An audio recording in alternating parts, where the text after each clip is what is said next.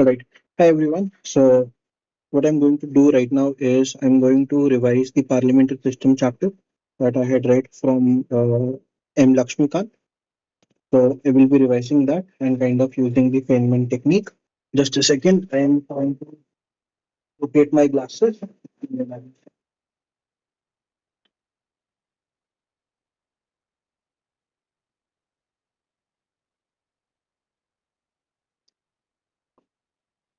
All right. So, before let's say we read about parliamentary system chapters, I wanted to share a kind of a framework that I used for understanding this particular chapter. In parliamentary system, what we are going to see is first of all, what are the features of parliamentary system of government? Then what are the features of presidential system of government?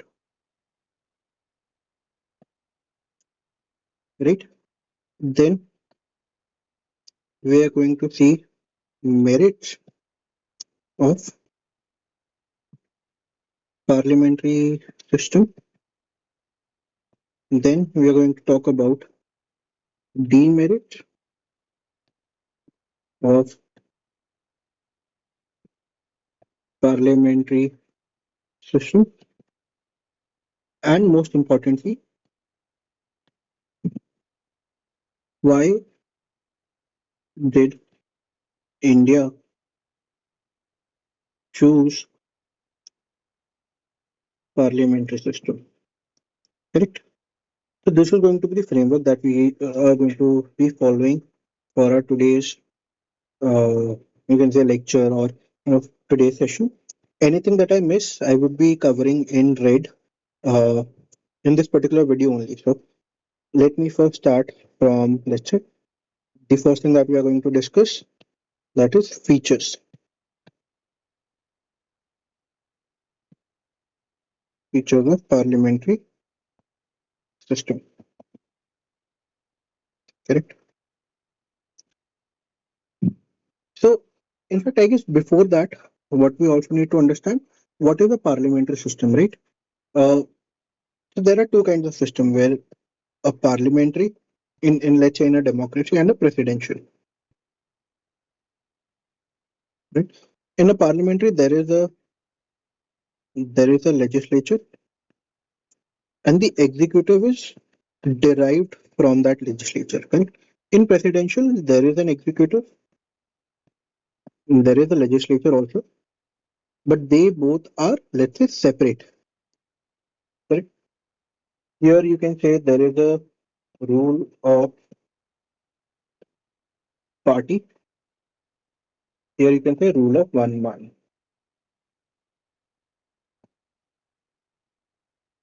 Right? Now, when we talk about features of parliamentary system and features of presidential system, we'll be able to understand it in more detail. Right? I will term this as A so that I can write 1, 2, 3, 4, 5, 6 and all. Right? One, features of parliamentary system. Specifically, when you talk about parliamentary system, it has a dual uh, head feature. By dual head, I mean there is one like a nominal executive head, and then there is a real head. Nominal executive head is basically the president. Real head is prime minister. I am writing prime state. Sorry, prime minister.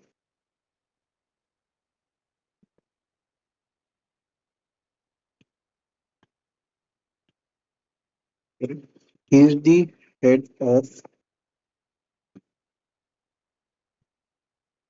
state and he is the head of government. Alright. Second, majority party. So party that enjoys majority in legislature forms the government. Right?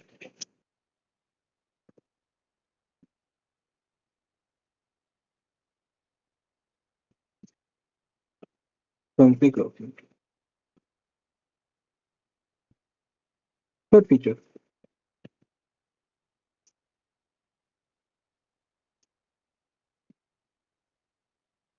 collective responsibility.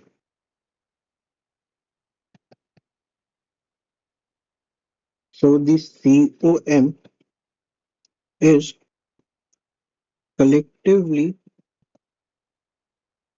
responsible to lower house.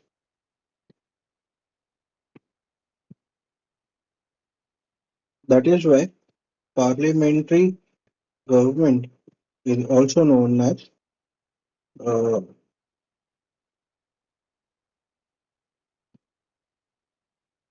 parliamentary government is also known as responsible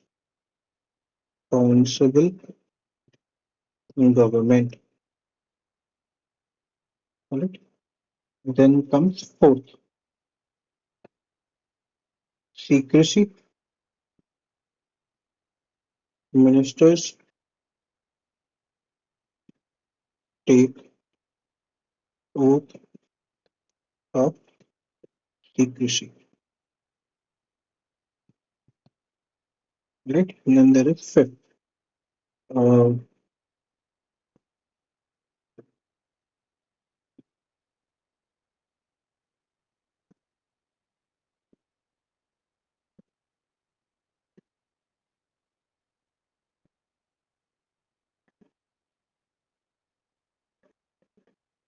there is no despotism. This means no one person rule slash dictatorship. Right. Then also there is an option of having ready alternate governments. So, for example, if the current government falls due to lack of majority, without conducting new elections, the president can invite the other parties to prove majority and form government. Again, this was one of the key features. There are, I remember two more features that I had read, but I'm currently not able to recall them. So maybe I'll write them in red later on. Okay? Let's discuss B, just features of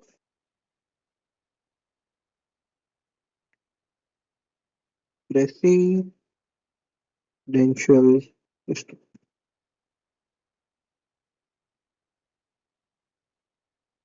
Right? The first part. Uh,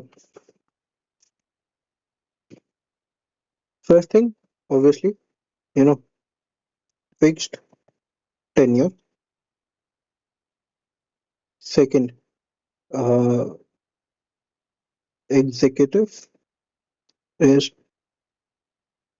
separate from legislature. This means not responsible to legislature. One of the aspects that I recall right now here is leadership by prime minister.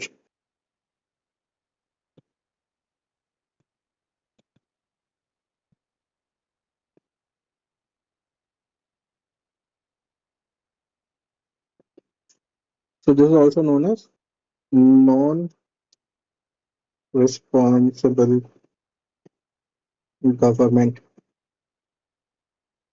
Right. One third point, uh,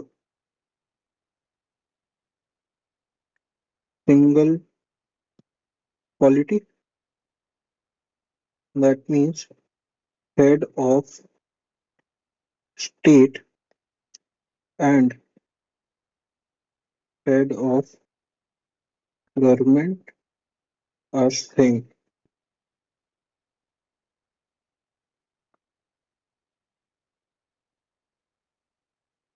There are more features of presidential system I'm not able to recall. I will write them in red later on. You know, we have discussed kind of these two. Let's move to merits of I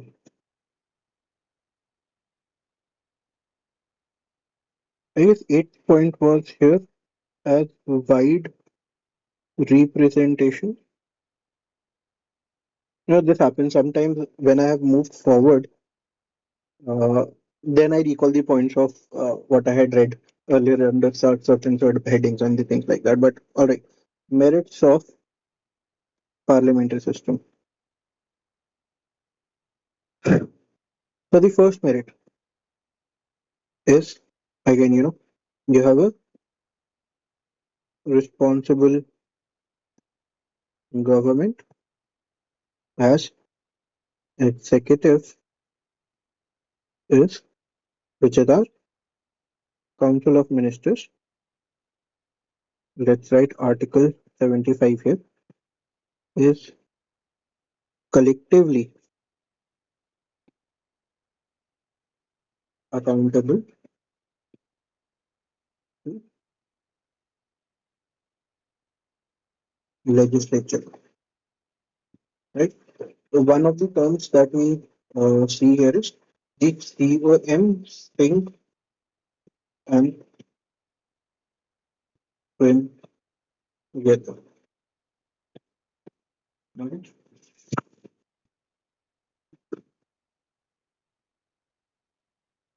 Second, representation.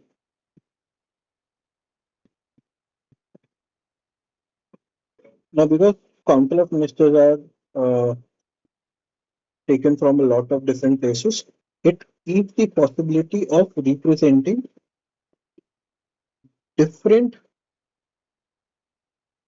sections of society. So, for example, people from Northeast would also be represented. People from backward classes would also be represented in this particular form of government. Third merit is uh, we have responsible form of government. We have representation. Correct. What if I think about what would be the other, let's say, let's imagine Indian Parliament. What could be the other benefits of having a parliamentary uh, discussion or a parliamentary, what parliamentary system other than presidential system.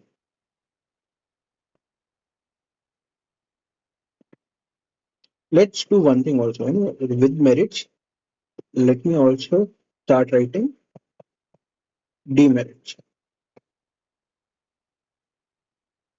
So the first demerit is obviously, we have an unstable government, especially because of the majority rule. Second, second demerit is uh, second demerit is the pool to select ministers may be amateur. That is why parliamentary form of system is also called government by amateurs, because a minister must be from both the from both the houses of government. So from one of the from sorry not from the both the houses of government. What I'm saying, it should be uh, from the parliament. The minister should be from parliament. So that leads to the kind of restriction of people that you can deploy in ministerial position. If the person is not not a member of parliament, he will have to become a member of parliament, specifically when you talk about India, within 6 months, correct? So the pool becomes kind of short to select people for ministerial positions. And now, what can be other demerits? One thing that that I think right now is it is a very long, lengthy debating process and all, but uh, that is not what what I'm thinking right now. That is not actually a big demerit, because in that particular sense also debate is a very big merit, right? I guess I'll have to revise this particular aspect also more. I remember I had read, 5 points each from both of them, but no worries. We'll do this and we'll record. I'll mark them in right so that I'm able to remember them correctly. Now, final aspect of the final aspect of why did India particularly select parliamentary system? So I remember while I was reading that B.R. Ambedkar ji, Honorable B.R. Ambedkar ji, Ambedkar, I hope the spelling is right. He said we need accountable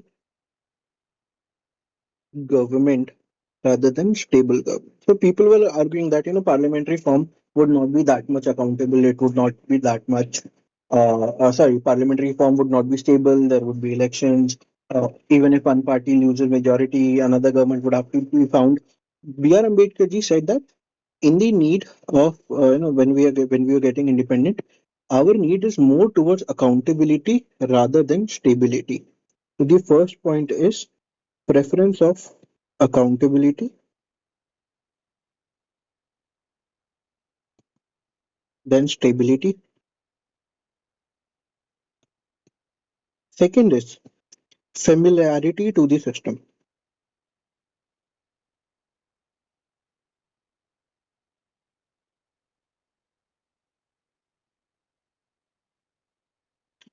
By Government of India Act 1919 and 1935. So the Indian ecosystem was already aware of how the parliamentary system usually functions. So at the time of independence, we thought, why do we need to kind of introduce a presidential system which we would be very new to, rather than we already know how parliamentary system works. So why not we keep parliamentary system only? So that is like familiar. Plus, third aspect also was at the time of independence, the electoral college had electoral college had high level of low education, which is like just other way around of saying that many people were illiterate. So if we would have presidential system, there would be kind of a personality intimidation.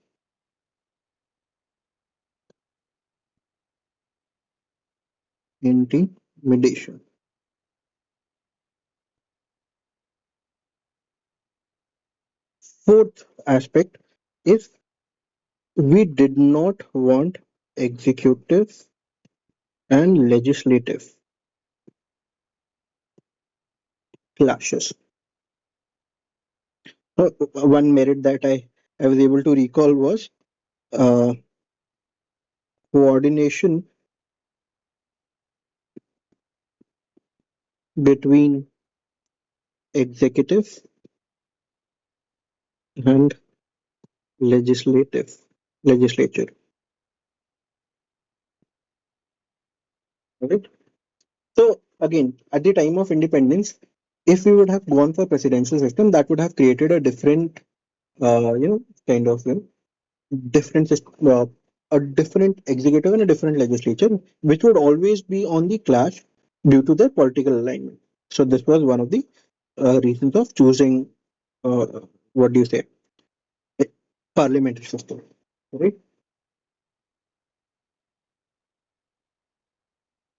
Now let me do a quick check on the aspects that I was not able to recall, and I'll write them in red so that you also are able to understand what are the things that I missed.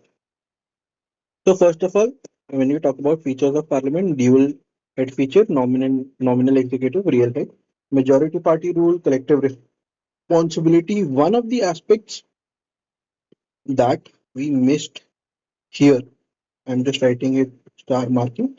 Also, when I was reading, this was like very common sense point, is political homogeneity.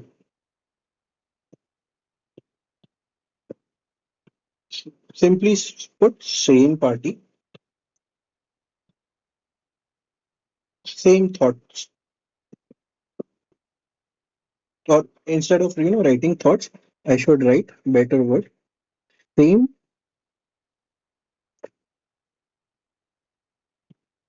ideology. Right? Also, again, one of the aspects that, how come I missed three aspects?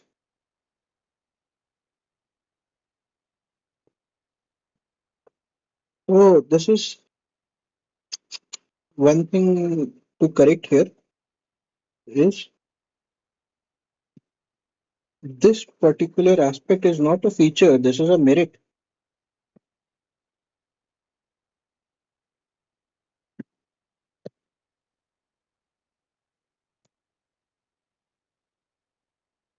Let me correct this.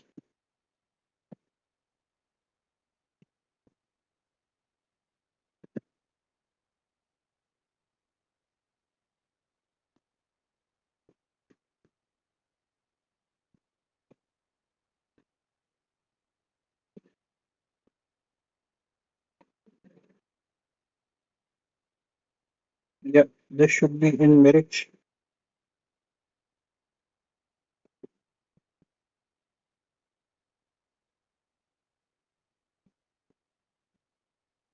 And I confused, merits with the features.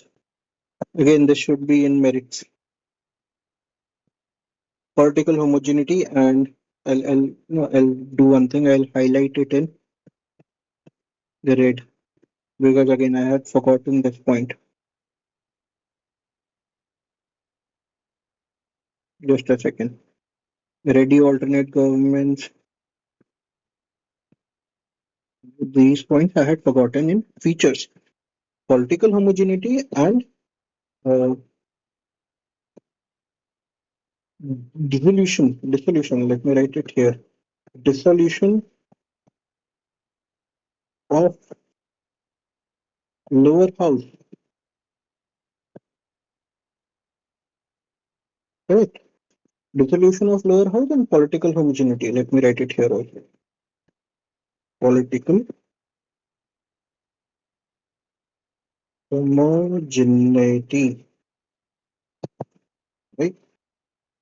Then in merits, obviously responsible government. We have uh, executive, which is collectively responsible to the government, and then representation. Wide representation is also there. Had I written wide representation here? Even that should not be there. It should be not there. Instead, it should be double membership.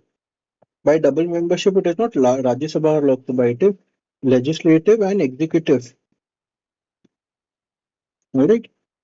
Now we come to features of presidential system. So we had written in a fixed tenure, which is correct. Not responsible again, which is also correct. Uh, there is a strict separation of powers.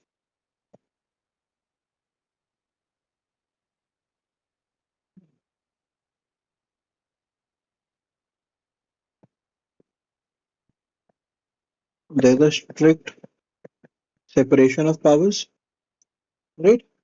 And the again kitchen cabinet. Basically, this we'll also read in parliamentary system also, but in American system it is more clear because kitchen cabinet is basically an executive body that is only it is only an advisory body. It consists of non-elected departmental secretaries. So these are basically appointed by the president and are on whims and fancies of the president itself. Not a kind of a secured position to be in. By the way, if you are in if you get in bad books, so you will be removed. So correct. Now we talk about merits. So merits, first of all, obviously we have a responsible government, a government which has a wide representation, and there's a coordination between executive and legislature. Third merit would be sorry, fourth merit would be there is a ready alternate government and despotism. So no one despotism. I hope I'm pronouncing it right. There is no one person rule. So authority is basically vested in a group of individuals, which is referred to as Council of Ministers, and not in a single person. So uh, executive is more like moreover it is like executive is uh, responsible to the parliament and can be removed by the no confidence motion. When we talk about demerits of the uh, you know parliamentary system. I don't know how I forgot this. Again, a very common point, especially in elected governments or in parliamentary system, is there is no continuation of policies. Policies of previous governments are kind of paused in the next government if it is not the same government. Correct? There's an unstable government. Uh, Again, how did I forget? Although there is no one person rule, but there is a dictatorship by cabinet. Dictatorship by cabinet, and it is against separation of powers because obviously why? Because in parliamentary government the government is derived from the legislature, so it is against the separation of powers. So yeah, see, I remember that I had it 5 points, but I just did not remember the kind of where what all points were there in, in what area. Now, if we talk about the Indian, why India chose, I guess these 4 points are the correct points that that I had read. So I have recalled them correctly. Great. I guess this was all for parliamentary system, a small chapter, but I guess a very important chapter. I'll just do a quick check if I have not missed any particular point. One thing, parliamentary system. Uh, again, this I should have written Article 74 and Article 75 and 163 and 164. So this is basically at union level. 163 and 164 are not written properly. Let me just